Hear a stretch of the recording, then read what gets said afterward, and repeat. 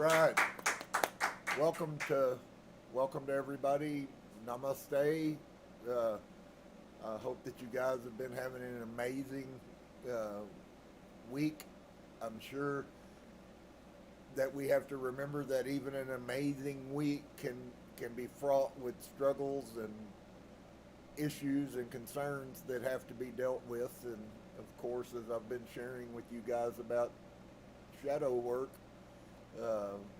we could really look at those things, although I don't say that I'm naturally bent this way, but I definitely have a will that desires to be more so, certainly, to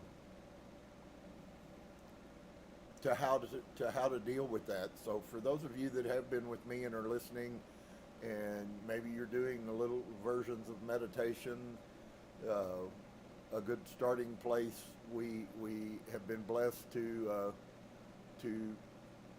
find someone who's been doing this for a lot of years, and they have a recommendation that, because it is sometimes pretty difficult to discipline yourself, that if you will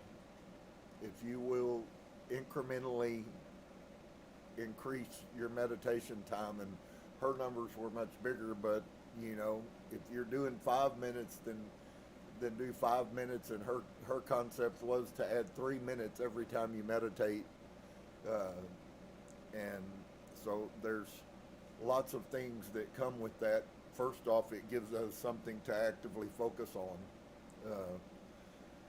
So got a beautiful little piece that before we start the book tonight, and I'll talk about it in a minute, but I do have a gift that I want to kind of lay on you a little bit for those who are trying to learn this path. And as I've shared with you, it seems like we're actually kind of converging multiple disciplines together, and we are. Unfortunately, to a large extent, they weren't at once multiple disciplines. They used to be a singular discipline. And so what I want to share to you tonight is, the question came up. This came from other places, but the statement of us of struggling with a piece of, anyways, dealing with this whole shadow work. And I shared with you that one of the ways you can tell not only what you need to work on, but I guess if you could, a level of how much you need to work on it. If there's something and you're triggered 25 times in a day, you probably could forget the 5-time one, and you might focus on this one, getting it cleared and integrating it into your subconscious, where it's no longer in a resistance stage. And I know I'll get off on a 5-hour dissertation here in just a minute, and I would help the people that listen, but that's not what I'm trying to do tonight. But I do want to give you this beautiful little seed, and every one of us, this isn't some long meditation, it's not anything. This is a thought process, and part of becoming more conscious is exactly that, becoming more conscious. Things that we never thought about, we should, in the journey to consciousness, a higher consciousness, things that we never thought about should then become part of our thought process. And so I, as many do, am getting a little better at recognizing now triggers that doesn't always affirm that I don't react to it. And I think it's probably the same for all of us. But here's the thing that I want to give to you, and if you'll practice this, I guarantee you we'll all get better at it, and it will begin to really manifest blessing in our life. And I don't know about y'all, but I'm all about manifesting blessing in my life. So when those triggers come to you, when somebody does something, you have anger, you have envy, you have hatred, you have any of those things that trigger us that are considered shadow pieces, things inside of us, and most of them stem out of things that happened to us in our youth. When you have those things that trigger, if you will catch yourself and stop yourself and try to, and there again, this is a practice. It's not something you're going to do and just poof, you get it. You have to intentionally practice. That's why you'll also notice in the spirit realm, that intention has everything to do with everything. That's why the scriptures tell us that source, spirit, God, knows the thoughts and the intents of the heart. And that's really a lot bigger. It's saying a lot more than what Christianity has given it value of, and we should really pay heed to it. But when you come into that situation and say somebody triggers you, as you grow and as you learn, you begin first off faster and faster and faster and faster to recognize, hey, I just got triggered. My ego is busting up, or I'm angry, or what they said really, hurt me. And we are always taught that we should either get mad and blow up, or that we should just get over it and push it down, which is what causes all these shadow problems in the first place. That's resistance. I don't want to deal with it. I want to push it down. That is resistance. You are resisting the fact that you are mad. And so it's really crazy, because on one level it frees you to be honest enough to admit that I'm mad. What the person said made me mad. But, and there's the but now I have an opportunity. And so you can say this little thing with you. If you really get into this, you'll say it a lot of times during the day. Whatever the situation was made me angry, made me envious, made me have hatred, made me whatever the emotion that triggering invoked in you. If you will first acknowledge that it's true, and then secondly say to yourself, I am angry and I choose to be angry. Does anybody get it already? There is no place for that darkness to hide in you under that concept. I choose right now, because of what you did to me, I choose to be mad at you. Well, is that really what higher self wants? Because if you've begun to understand higher self wants love and peace and mercy and kindness. That's who we really are. And if you're not, and if you choose to stay like that, good luck to you, because it ain't going to fare well for you. But on the other side, if you really, in your side of you, really do want to become who you really are, what you really are is not what you are now. You really are a kind, loving person that has exceptional abilities and has massive amounts of kindness. You just can't seem to find out who you are so you can begin to be it. Is anybody hearing me tonight? This is huge for those people who want their lives changed. And so this is something that you can actively begin to diagnose. I have lots of opportunities almost every day to practice this. It's beginning to be quite crazy, because here's what's going to happen. The more that you are honest with yourself, I really did have an emotion, and instead of trying to hide that emotion, if you will acknowledge that emotion and then expose to yourself that you recognize that emotion came and triggered me by a choice that I made. Now, most people would argue with you that I didn't make a choice. I'm reacting to but that's still a choice. So whether you like it or don't, the axiom stands true, dear friends. Whatever your life is going through, if you walk around and shake your head and blah, blah, blah, blah, blah all the time, and you're mad all the time, that's because that's what you want it to be. And everyone wants to argue that, but nobody believes that their argument is correct. So psychology says nonsense. You're being that because you want to be that. So when you begin to tell yourself and teach yourself that I just made a choice, am I happy with the choice I made? Most people who are truly have an intent and desire to come closer to source and to find out who they are, the light that they really are inside, if they're given a conscious opportunity to make that choice or not, I would say that the mass majority of people will not make that choice. And so what you come off doing is you go, well, I really am mad, and that was a choice I made, but so here's the blessing. If I can make a choice to be that way, then I also have the option to make a choice not to be that way. And so what is is going to happen is if you will really do that from your inside every single day, every single situation, every single time. Instead of you walking away with your mouth shut, talking under your breath about people, what you will begin to do is you will begin to recognize that that's not who you want to be, and it doesn't have anything to do with them. You're being that because you wanted to.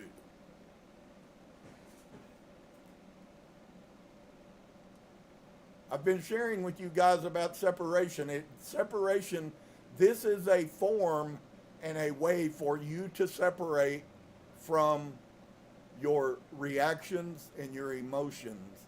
And until we collectively get a hold of this, there are many who will tell you straight in your face, you will never ascend until you deal with this right here. Never. You can keep walking away angry and doing all the stuff that you want to do, and you're never going to be free, no matter how bad you want to, because you refuse to do the things that will free you. Do you see? I told you this was going to be more difficult on you guys than 10 rules. And the funny and not so funny and sad but not so sad thing is that it is out in front of us, and it is happening all over the world. So my words are really not out there so far. In fact, my words are truth. Okay? So if you want to learn how to live a better life, if you want to learn how to change your reality, you change your reality by recognizing what your true reality is. You remember I told you that ego is what most people see you as, but you yourself cannot? I'm watching this function on 100 different levels, friends. People that they can tell you how to fix everybody else's problem, but they can't fix their own. That doesn't mean that we should not try to help people. What it means is what Yeshua said about a beam and a splinter is absolutely correct. We can see all of their little problems, but we can't see ours. And so we keep doing the same thing, blaming it on somebody else, which is projection, which is also when you get in a conflict with somebody and they immediately start throwing things at you, there's a real line you have to define in there. Are you throwing something, or is what you're speaking truth? And we should all go through that thought process pretty quickly into any situation.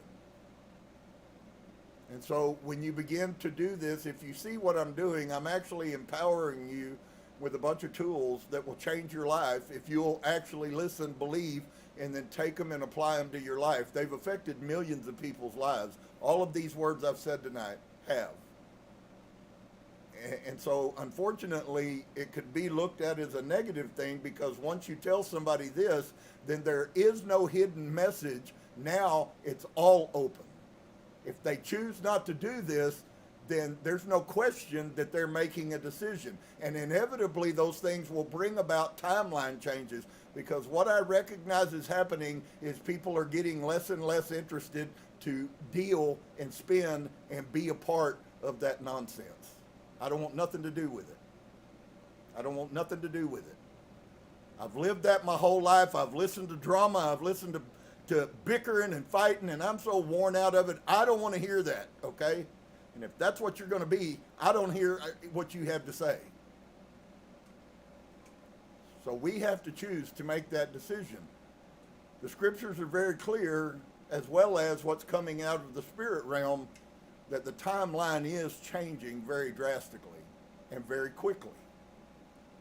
Some of you might have experienced what I've experienced about a loss of interest in things that you used to surf it on. I don't want to hear about what's going on with the economy. I don't want to hear what's going on with the election. That doesn't mean I don't listen to any of it. It just simply means I don't care if we go to digital money or not.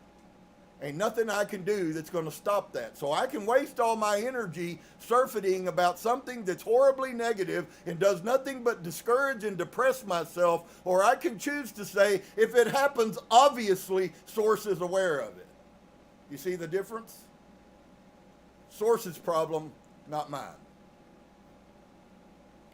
And it's really been amazing, and I'm not seeing the full fruit of it, but I am seeing the buds are starting to pop up all kinds of places with just what I've shared with you tonight. For those that will, I don't say everybody will, but for those that will, your life is going to be radically changed over the next 6 months. They're very simple steps. They're very simple things that most people don't think about. So most people are unconscious to the silliness of the simplicity of changing your life radically. It's really not as difficult as everybody thinks, but you do have to think. And so I don't desire to make that choice anymore that I've made 50 million times before. Instead, I'm going to make a conscious decision. Okay, so here's the counteract. I'm going to make a conscious decision to not choose that and to choose something that benefits me, that works according to the timeline. If you live in a world of chaos and confusion and anger and hatred, that timeline works when you're not walking the spiritual life. That's why everybody is angry, full of hatred, mean, unkind, prideful. I could go on with the list. That's why the rest of the world is like that. But just because the rest of the world is doesn't mean I have to be. And so it's only those people who are willing to hear and then do something about it that will get to benefit from the things in the spirit realm that are going on. Now, that's not to take away hope from anyone, because everyone has an opportunity. And maybe Source doesn't enlighten you now. Maybe you're not ready. Maybe there's things in your life. I can't know those things, and probably you can't either. But I will tell you one thing Source does know. When your heart is right, and you desire to do what's right, and you desire to become the highest you, your highest consciousness, the best person who you were created to be, Source knows that. That's the intent. So what do you set the intent every morning? What intent do you set? I set the intent. I fail. I fall down almost every single day. But I set the intent that today I'm going to be a better me than I was yesterday. That's the intent. What's my purpose for life? What's my purpose for living? My purpose is to get up today and to live a better life than I lived yesterday. If I had 29 fall downs yesterday, maybe I can squeeze 28 out today. But if I do that, eventually there'll only be 15 fall downs in a day. But that's something that only functions if you actively are pursuing it. So once again, what your mind is focused on is what your reality becomes. If all you focus on is being the best you, in time it will manifest and you will be the best you. Wow. Nobody empowered me for 60 years.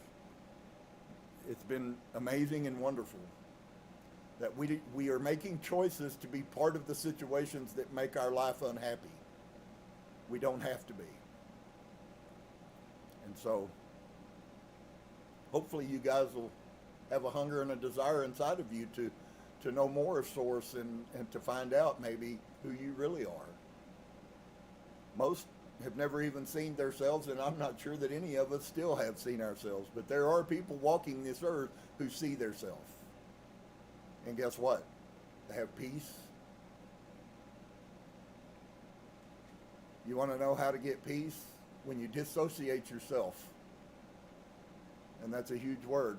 We find it in the readings on Saturday of we have to separate. We have to distance ourselves from ourselves. So what does that look like? That looks like when somebody comes and does something offensive, instead of you reacting like you always have, you step back and you begin to be a viewer, a witness of it, not a participant. I just gave you something worth more money than you'll ever make in your life. Guarantee you. So I hope you'll take these little words at the beginning and apply them. They're very simple, but they're very powerful. If it was a pill, morphine ain't got nothing on it. Okay? So I've been telling you, and I've been blessed. This stuff is going to be crazy. I do want to give a little disclaimer, okay, that there's pieces of this that that were actually, and you'll see when we get to the end, because there's some upgrades as historical things came to light and stuff. So I want you to go with this, but you're going to be amazed at how many things, questions maybe that you had about Christianity, that will get an answer. So the book is Jesus and the Essenes, and it was, well, I'll let the book explain what it is. Mary Ann says that there is actually a PDF that you don't have to pay for, and it's Jesus the Essenes PDF at internetarchive.com.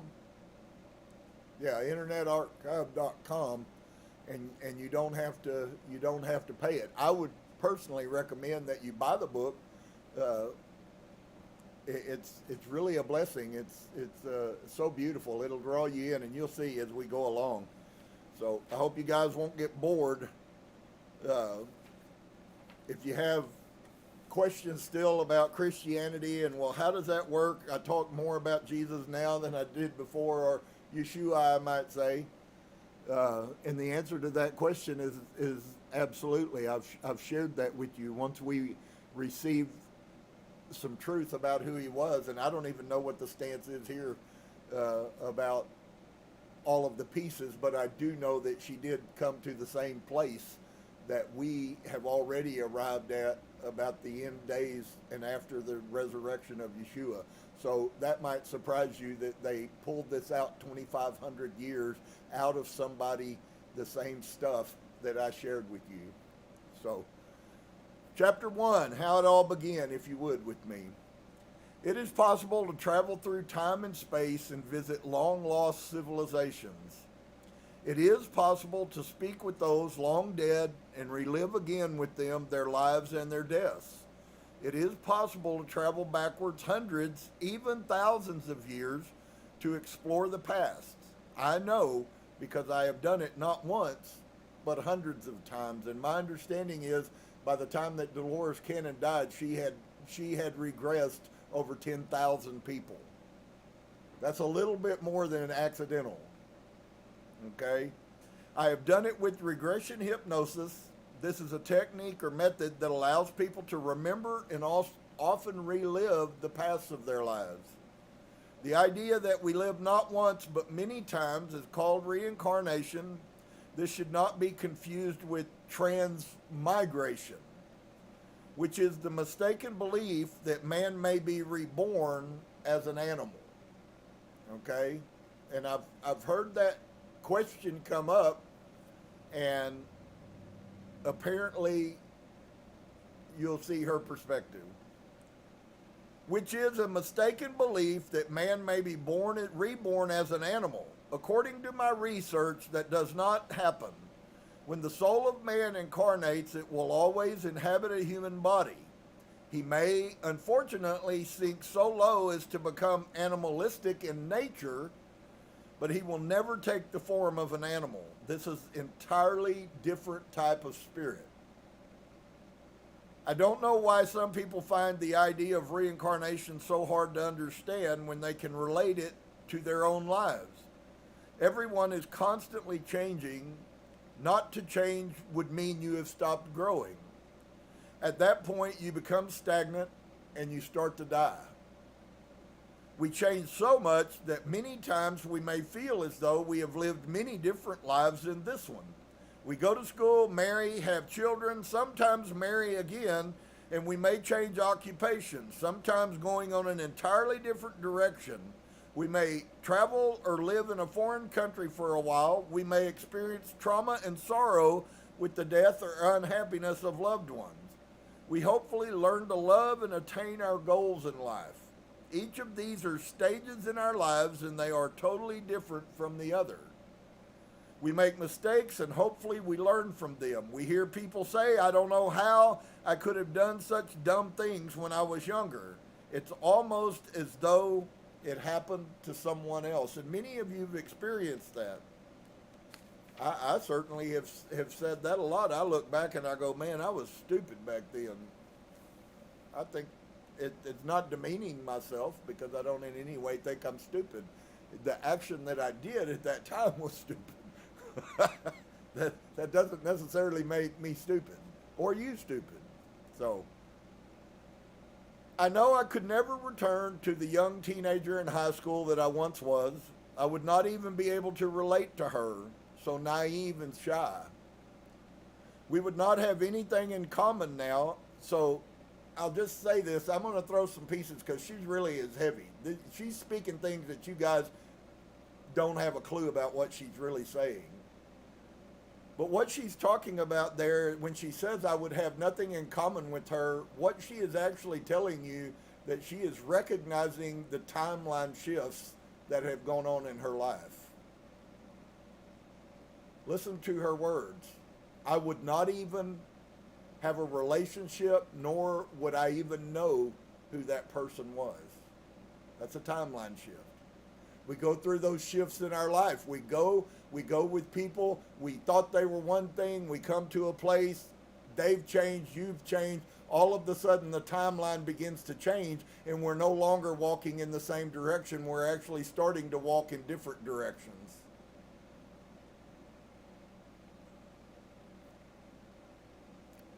And she would have never been able to understand the complex person that I have become. Wow. Yet we are one and the same person. This is the way I look upon past lives. We know we lived them just as we know we lived our childhood. They could be called the childhood of the soul. Hopefully, we have learned to apply the knowledge we have gained through hundreds of years of making mistakes, of being human. But just as there are people who take longer to grow up, and you really, please listen, because once again, this is really a profound statement. I find there's a wealth of knowledge just in this first couple of chapters that she's sharing from all of this time. Listen to this statement. But just as there are people who take longer to grow up, and we have to try to be conscious of that.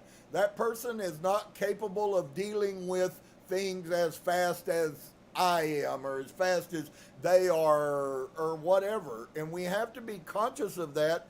And without trying to condemn them, we have to try to deal with them, stay in peace with them, but recognize they're maybe never going to be at the same place that you are.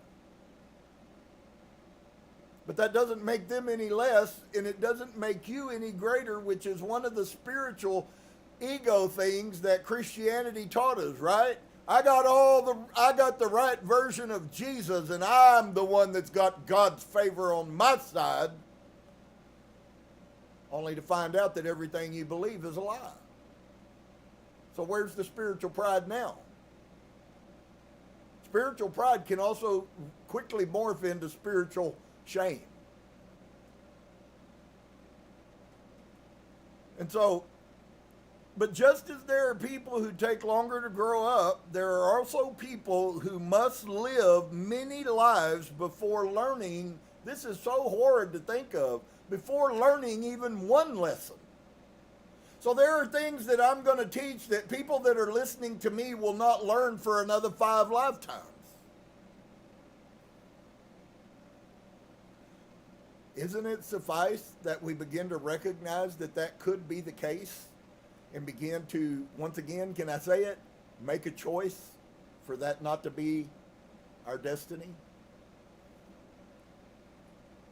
But nonetheless, there are those people who still will never be able to hear it, and they will never make the changes on this earth. And they're just destined to come back again, have a karmic load, suffer again, go through all the pain again, go through all the hurt again, go through all the stuff again, because you didn't learn it last time.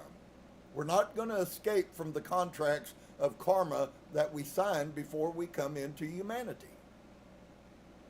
And as you can tell, and you're going to find out here, this lady has now a history of over 2,500 years that she's been coming back to the earth. So please, if you think you're just going to get out of here, you're going to learn 5 things and spend 5 minutes going home, and it's all going to be good, you better guess again. You're going to be doing this for hundreds of years if you don't get it right now. And that's okay. If you don't get it right now, you'll do it for hundreds of years, and if that's what it takes to get you there, that's what it takes to get you there. I think there's a rock and roll song, whatever gets you through the night. It's all right. If you want 5, that's great. I'd prefer kind of how many ever I have, and I know I've had at least 3, including this one. I would like to kind of, whatever's before that, I would kind of like to have maybe this one be the end of it. But I'll tell you, there's a spirit in the people who are starting to illuminate. It's funny because I've heard several people channeling this, that there are people who are saying, enough, I'm done. I get it. I needed to come here. I needed to learn something. Those people are called old souls, and those people are the bringers of wisdom into this earth. Every time they come back and incarnate, they bring with them more wisdom. But there's also a place where they get to the end of that, and they've done their job, and they're ready to be done and go on with existence. So many of you don't even know that you're an old soul. Many of you, why is it important that we dig on this regression stuff? Because it helps us to understand, first off, many things that we might have in our life that are causing us hardships are coming from the past lives that we lived. Oh yes, dear one, just in case you didn't know it. There is a karmic price to pay, and we are all dragging karma around from other lifetimes. And the most important one is the one that I just lived in the 1930s. Although other than seeing my wife sitting at a beautiful wood table in a house and looking at the table before we changed days, I don't know what that, did I die? Did I do something horrible? I don't have a clue. But all I know is if I was a grown man in the 1930s, I died before I was an old man.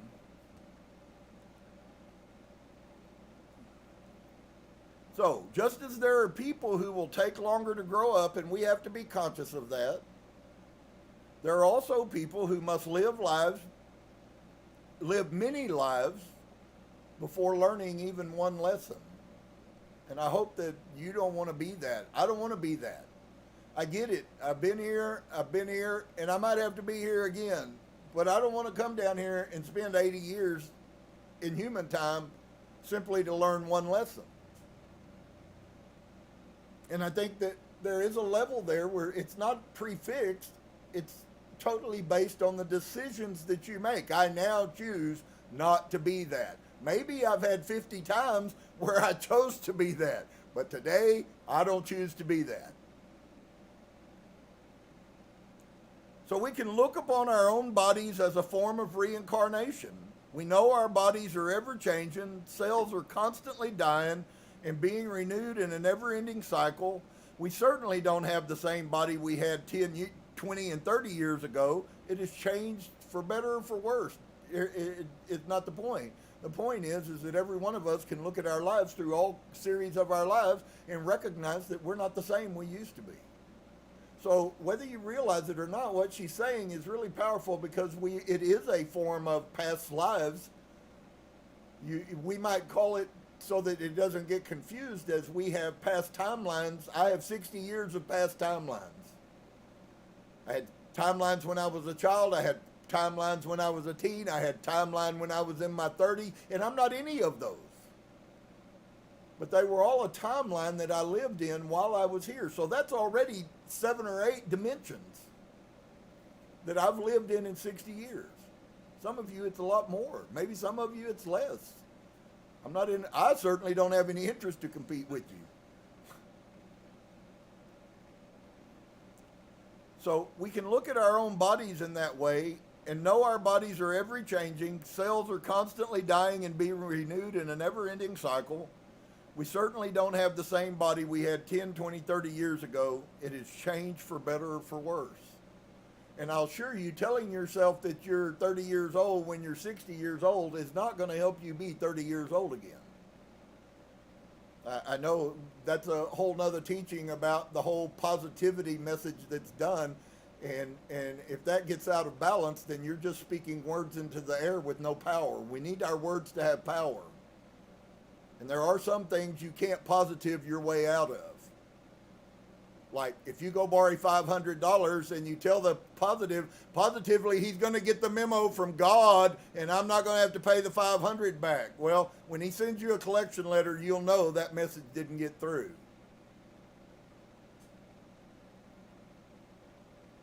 So we can see reincarnation as a school for our souls, the eternal part of us, a series of lessons and grades to be learned for our education and growth. So once again, even the horrible things that we go through in the flesh are going to be minuscule to eternal life. I really do believe that Paul is talking about this whole concept that I'm talking about here that's swirling around when he says, you know, eye hasn't seen and ear hasn't heard and neither has entered into the heart of man the things which Source, the Great Spirit, has prepared for those who love him. I want you to hear something about that verse, because Paul makes a clear distinction that those people who do not love Source are not part of the ones that he's talking about. We miss things like that that are actually telling us what they're not saying is it may be bigger than what he is saying. So, those people who don't love Source will not have the revelation that he just shared with you about eyes haven't seen and ear hasn't heard. It's all tied to love, and it's all tied to love of Source. Then we can stop cursing the bad times that often befall us and learn to think of them as tests and exams. I have had a few times of getting that before things went bad, which we must pass or fail. We can't change what has happened for us, to us in this life or in other lives. We can only learn from it and go forward, letting the past guide and teach us, which is what the karmic load is all about. Eventually, those who ascend higher will have no karmic load. That's the whole concept. You're seeing that Patanjali's telling you the exact same thing. Once a person has ascended, they're done with karma. They're not creating any more karma. Why? Because they're living a world that is acceptable at a higher frequency to Source.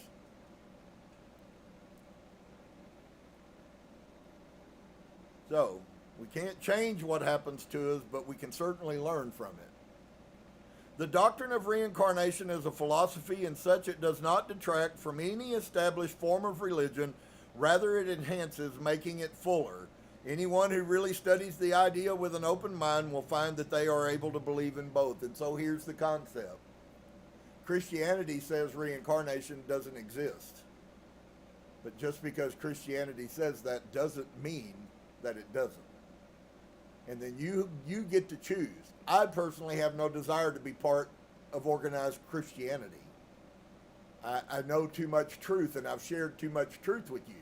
But I'm also willing to acknowledge that there was an ascended master named Isa who came, learned these spiritual things that were, and taught them to us, and now we're just now, for the first time, really getting to see that he really meant the words he said when he said, these things and greater that I do.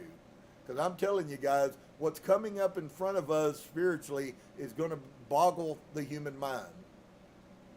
I will, in the words of Source, share with you, the things that you are going to see, your mind would never have imagined them. That's crazy. I take it. When he speaks to me, those kind of words, I take them. You know what? I can't see it now, but just because I can't see it doesn't mean it isn't going to be. So, we can't change what happened to us in past lives, but we can certainly learn and go forward in this life. So the doctrine of reincarnation is a philosophy, and as such does not detract from established religion. Rather, it enhances. The only detraction from religion is religion's dogma, not the truth, because there's nothing in the Bible. The scriptures tell us that it is accorded unto every man once to live, and then the judgment. That is a detraction against what the truth is.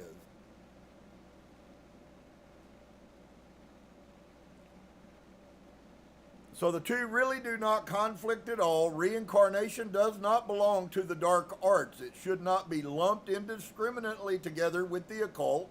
It is a tenet of love and thus can be combined with any religion whose main basis is love. And I could give a really nice dissertation about how that isn't what Christianity is, even though they will tell you that that's what Christianity is, while they spiritually pridefully tell you that your belief system is wrong. Many people groping blindly in the dark for answers may find what they are looking for here. It is like a bright light at the end of a tunnel. Funny, the whole NDE thing that, they see the tunnel of light. Anyways, she was making a pun. You actually do live forever because the soul is eternal. You will never die. Have any of you really begun to get that revelation inside of you? I'm telling you, when you will begin to get some of these fundamental truths where you quit doubting them and you start believing them, it's a slow process, but your mind will begin to deny and shun all kinds of things that you had no clue you had the power to put out. Thoughts. Don't want to hear it. Not interested. One of the biggest killers of the spiritual illumination is gossip and backbiting and talking about other people. Wow. Anybody besides me feeling shame right now? You got to let it go. Hey, I made a choice to do that, right? I'm choosing now not to. But that is a shadow.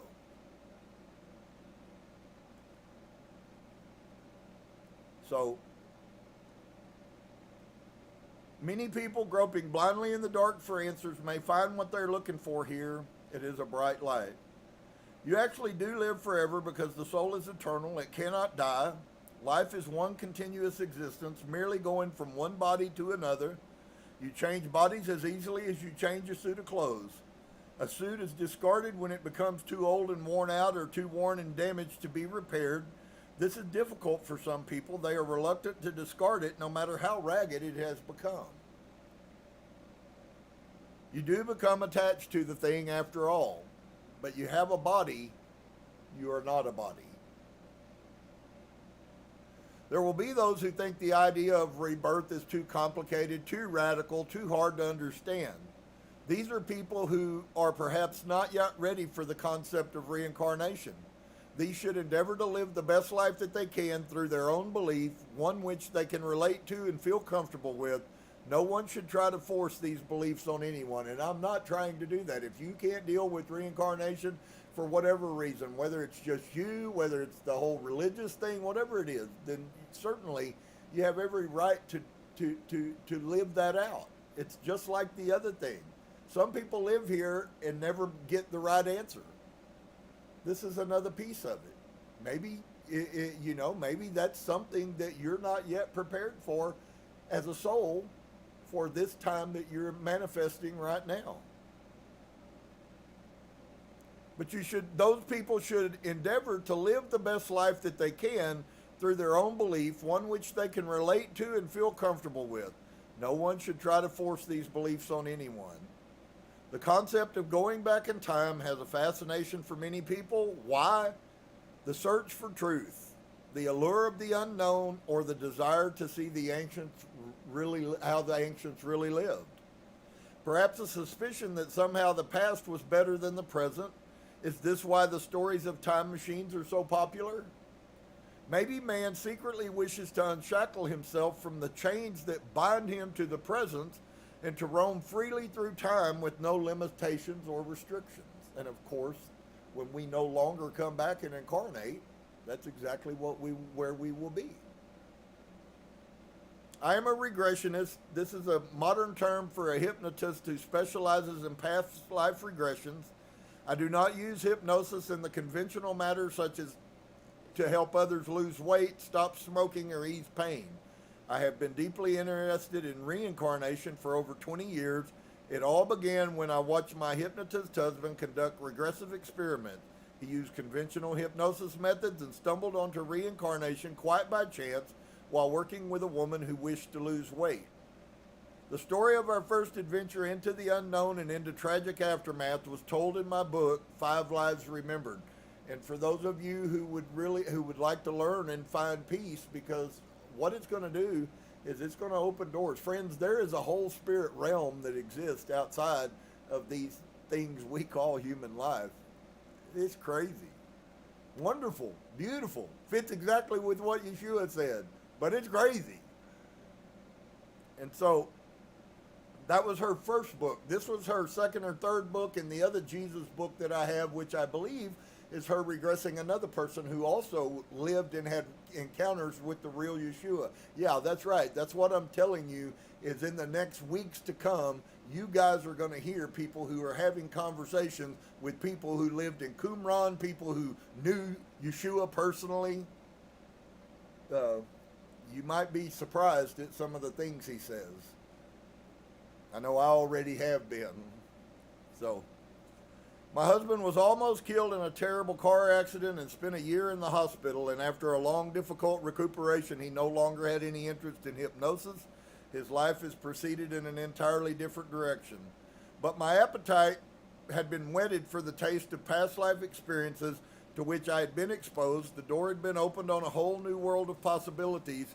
I have always loved history, and this was a fascinating way to explore it. It became more alive than the history books with their dry, musty facts and dates. This method was similar to going through a time tunnel and actually meeting people living in the past. It was possible to speak to those experiencing history as it was occurring. Yes, the door has been opened, and I had glanced the unknown. I would not allow it to be closed forever to me. If my husband was no longer interested, then I would have to learn how to conduct my own research, and she did. The conventional message of induction did not appeal to me. I thought them too time-consuming and tiring on both subject and operator. They contained many tests to determine the depth of the trance. I've often suspected most people subconsciously resent being tested. Conditioned by many years of schooling, they resent being placed in a position where they feel they must either pass or fail. It is difficult for them to relax if they are on the defensive. These tests are used to gauge, and I will say this, for any one of you that are trying to walk, that really is, once again, is a much bigger statement. It certainly applies there. If you go sit in a regression and you go in there with a bunch of doubt, you're probably not going to get very much. This has to come from a place, man. This is as spiritual as all the rest of the spirit teachings when you begin to understand what that means.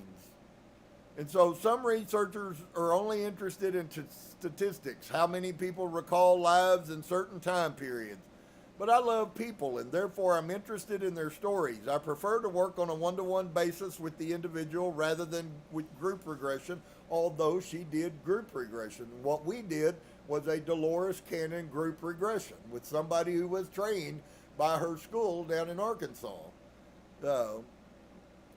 The way the whole story can be obtained. Also, the operator or guide has better control over any trauma that might arise from memories. If you were murdered, or if you saw somebody that you loved die horribly and you go through that, of course it's going to affect you emotionally, but at the same time, there will be healing because you probably have some fears that are in your subconscious that you know nothing about that came from a life you lived 100 years ago. How horrible will it be that you have lived your whole life and you are living your life paying a price for something that happened 100 years ago? But it goes on every single day. Every one of us are doing that. And so it's up to us to care enough. We now are becoming conscious. You know what? There's more. I've been more than this 160-year time unit in this body. I have been here before. If I left trash back there, I need to go back and I need to clean it up. And it's not going to go away. You can come another 10 times and it's going to be there still. That's the problem. Is there a place where we can ascend past the karmic code? Yes. But that's a long ways from where we are now, dear friend. Every day you are bringing into your life karma, whether you like it or don't. Every time you get angry, every time you get angry, every time you get angry, you have a spiritual karmic load that is put on you because of that. Just because y'all didn't reach down and slap you in the side of the head doesn't mean it ain't real. It is real. So then what? We're given the ability and the power to take control of that. And if we do, and if our intent is right, then as we do that, the karmic load that we are building up begins to dissipate. And then, so that's one facet. Now, another facet is we have opportunities that are available to us that exist in this world where we have an opportunity to go try to clear up this past karma stuff that we did in other lives. And sometimes it's just acknowledging it. You have no clue. Boy, if you listen to the stories of people's lives who have been radically changed from a past life regression, it's really quite amazing. It is a healing thing. Whether you know it or not, it is a soul healing thing.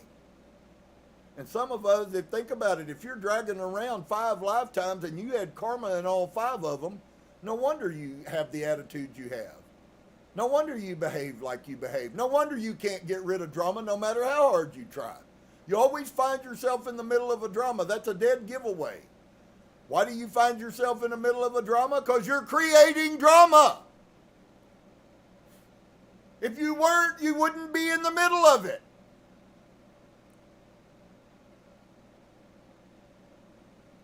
I know, I had to be the bad guy.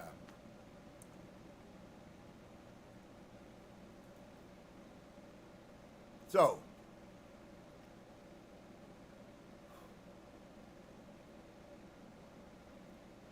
with this technique, virtually everyone can remember their past lives, even in the lightest hypnotic state. There are many different levels of hypnotic trance.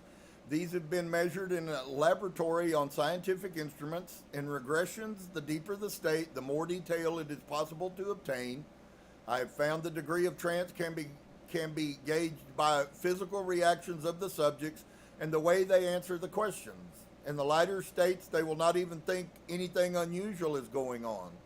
They will swear they are fully awake and cannot understand where the information comes from. Because the conscious mind is still very active, they will think it is only their imagination. In the light states, the subject will often watch the events of the past life as though watching a movie. As the hypnotic state deepens, the subject will alternately watch the life and participate in it. When they are observing everything through the eyes of the other person and experiencing emotional reactions, they are dropping into a lower state. The conscious mind becomes less active and they become involved in what they are seeing and experiencing. So, to get through the conscious mind of this incarnation, when I get through it, then I can begin to see. But it wants to control everything. So the best subjects are those who can reach the somnambulistic state. In this state, they will completely become the personality and relive the life totally, even to possessing no memory of any other time period. They become, in all aspects, the person living hundreds or thousands of years ago. They are in a position to relate their versions of history, but they can only tell what they know. If they were peasants, they would not have knowledge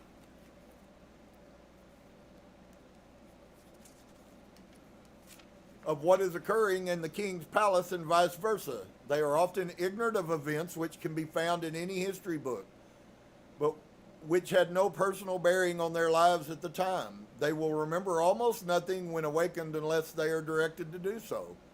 The subjects think they have just fallen asleep, and any scenes that may remain in the conscious seem like the fading fragments of a dream.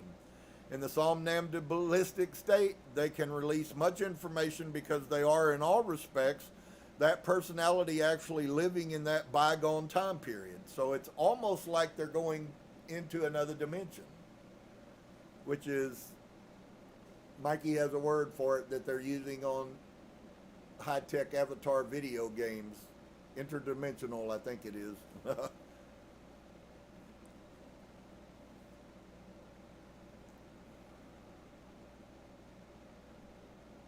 The personality actually living in the bygone time period. To someone who's never seen this phenomena, the effects could be quite startling. It is fascinating and sometimes unnerving experience to watch a subject change completely and take on the mannerisms and voice inflections of someone totally different. The somnambulistic is hard to find. Dick Sufin, noted reincarnation expert, says they occur in 1 out of every 10 subjects. He says that if there are 30 people present in a room, there are 3 of them will likely be capable of this really deep state. No odds. My odds have not been that high. I found it to be about 1 in 20. Most people have a great curiosity about what is happening, and they keep their walls and their guards up, even in their trance. So even in your trance, your subconscious is trying to control the situation. This prevents them from dropping to the deepest state. Why is meditation important? Because in meditation, you learn how to relax and calm yourself. Then when you do regression, you're going to a place that you have made yourself comfortable in, which is letting go. And so, as is always the case, we keep our walls up. Does that have something to do with the individual person and their personality? Does it have to do with their ability to trust? Does it have to do with things that are manifesting out of those other lives that are causing them to doubt? There's a million different things that can bring these things on. So I've found that an element of trust must be built before these walls will crumble. The subject must know they are perfectly safe, and I believe the protective devices of the mind are still functioning, because I've had people awaken immediately from a deep state if they see or experience something distasteful or frightening to them. This is much the same way we awaken ourselves from nightmares. My hypnotic technique is not controlled over another person's mind, but the ability to build trust and cooperate within that mind. The greater trust establishes a fuller release of information. And something I wanted you guys to understand, what she's talking about there of us not letting our walls down, have there been any of you who've ever, because I went through a spell in my life where I had this happen quite a few times. Have any of you ever fallen asleep in a chair, or maybe even fallen asleep in a bed, and you fall asleep and all of a sudden you jump and wake up, you thought you were falling, and you bring yourself completely out? That's exactly what she just described right there. When you are doing that, your conscious sees you actually in a different place, and you are actually usually falling. And that's why you pull out of it, just like it's so real that you're just reacting, and when you do, you break yourself out of it. So if you've experienced that, then you kind of now have a little bit of an idea about that was actually a spiritual event that was going on with you. And so we need to know we're safe. And that's the job of the person that does this. The greater trust establishes a fuller release of information. And I think there's lots of people, as we get into this, who haven't been around it, and they will experience it. And so just give yourself a break and recognize that, it takes some time. If you have a lot of walls built up inside of you, it's going to be really hard for you to cut your mind off and to let go. And that's, some people get it really easy, and some people don't get it so easy. Doesn't make you more spiritual or less spiritual. So, no, I have not yet found a Cleopatra or a Napoleon. To me, it is a sign of validity that most people recall lives that are ordinary and routine. It is my opinion that if someone were to go to the trouble to make up a fantasy story to please the hypnosis, as he is suggested by experts, he would create an exciting adventure. To me, this would be fantasy. They would see themselves as a hero performing wonderful and extraordinary deeds. Such is not the case. The occasional different exciting life is unique. The dull, the boring, the mundane far outnumber those. This would be equivalent to real life. There are far more ordinary, common people going about their run-of-the-mill lives than the few who manage to make the headlines of the newspapers. So I think all of us can relate to that. But The question isn't, is that true? The question is what can we extract from those normal, everyday, run-of-the-mill lives? What wisdom and what knowledge might we be able to gain from a life that we lived in the past? And so the regression which I have performed are full of such cases. Soldiers who never went to war, Native Americans who lived peaceful lives instead of fighting the white man, farmers and early settlers who knew nothing but back-breaking work, sorrow, and unhappiness. Some never did anything but tend their animals, raise their crops, and eventually die worn out before their time. The most exciting event in their lives was a wedding, the birth of a child, a trip down to town, or a funeral. Most of the people living today would fit into a similar category. No, the thing that is impressive about most of the regressions is not the person's deeds and adventures, but the very real human emotion that they experience. When a person is awakened from a trance with tears still fresh on their cheeks after recalling an event that took place over 200 years ago, no one can tell them it's a fantasy. It is similar to reliving a traumatic event from one's childhood, brought forth again with all the repressed feelings rising to the surface, shadow work, after many years. Does anyone see, guys, this stuff is everywhere. And the only thing that there is for us, so in love, here's the thing that there is for us. And it is for us, but it's the only thing there is for us. Is then, and I've been sharing this for 20 years. It really all boils down simply to a choice. If I could sum up everything that's gone on in my life, it would all be summed up under that one heading, is choice. Everything that happened to me was a choice I made. Everything that will happen to me is based on the choices I make. And if we settle that with ourselves, all of a sudden life begins to get much easier. Another theory is that the subject will play it safe and only discuss a time period or a country of which they have some knowledge. I have disproved this many times, and I want to say here, for my situation, I didn't have a choice. When I stepped in the back door of that house, it was what it was. I didn't say, well, I want to go in the Civil War and be a woman. I didn't say that. In fact, it never occurred to me where I might go. So it is quite common for a subject to discuss a life in a culture totally unknown to them. Often they don't even know where they are. Nothing is familiar. Their excellent recall of the country and the customs or beliefs can later be checked out through research, which she does a lot of research, just so you know. She does her regressions with people, and then she goes and extensively and exhaustively researches these things. And you'll see when we get to the back, to the last of this book, that she has some addendums that actually brought her up to speed with things that I taught you guys 2 months ago. It's wonderful when they're not synchronicities. Listen, they are synchronicities. There are no coincidences. We're not here and it's a coincidence. We're not reading this book and it's a coincidence. We're here and we're reading this book because there's a purpose in it. And so, wow. So if you get in this situation, or even in your meditation, don't play it safe. You may encounter some things that, I don't say that you'll encounter demons, and I hope you don't. I don't know about that. I don't hear much talk about demons anymore.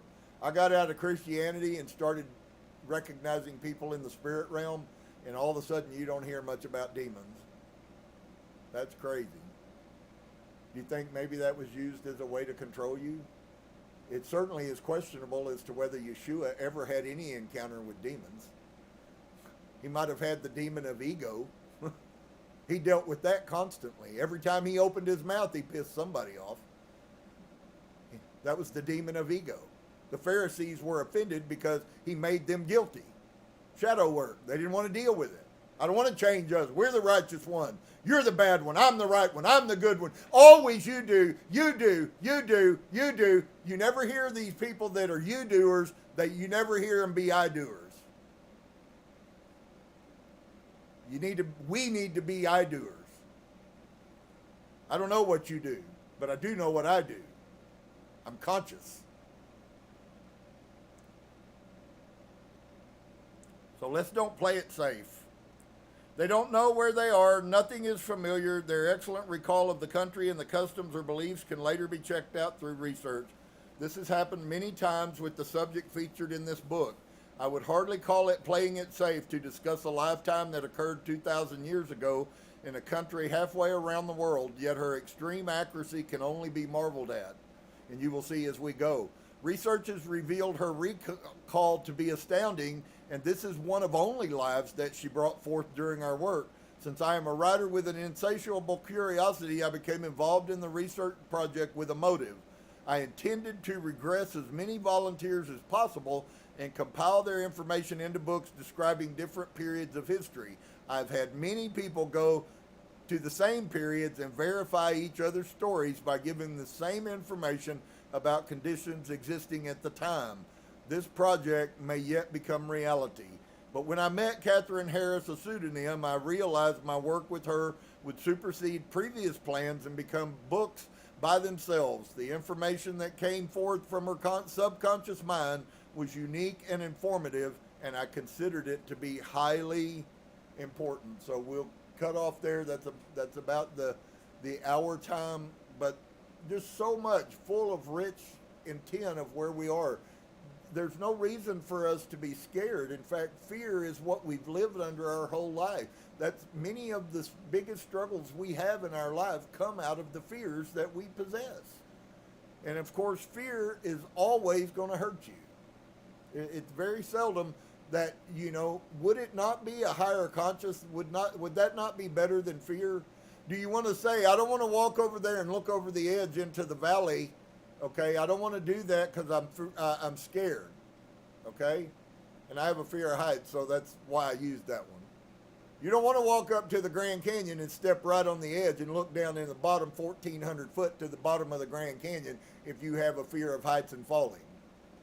You don't want to do that. You want to stay over here where you're on safe ground and you want to see what you can see, and that'll be a good picture. So all of us have all kinds of fears that are affecting our life every single day. So I hope that you will. I hope that you will be blessed. I'm not advocating for anybody to go jump out and spend the money. If I could be this lady and spend 3 months, I promise you I'd be there every week. I have no problems in telling you that after my encounter. I can't imagine what has gone on in the past and how much wisdom I've been given and brought into this life. But it's pretty amazing, friends. It's just as real as it comes. It took me a whole lot less time to see the truth than it did to see the lie. It took me years to be programmed to see the lie. And of course, once you see the truth, it's really hard to unsee the truth. So I hope you guys are blessed, walking in victory, recognizing the love source loves you. No matter where you are, no matter what you do, none of it's wrong. Okay? I don't say that it's okay, and I'm not getting into people that hurt people. That's a totally different. I'm talking about people who generally have a heart to try to do good.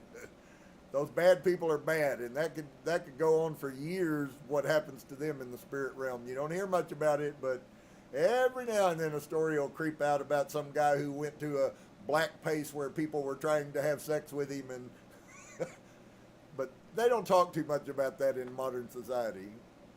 So doesn't sound really that much different than Christianity.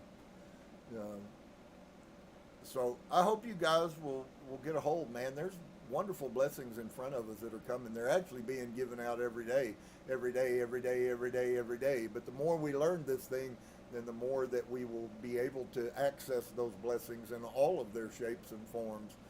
And so, no question, I have no hesitation about telling you the Great Spirit loves you, and loves you more than you can imagine.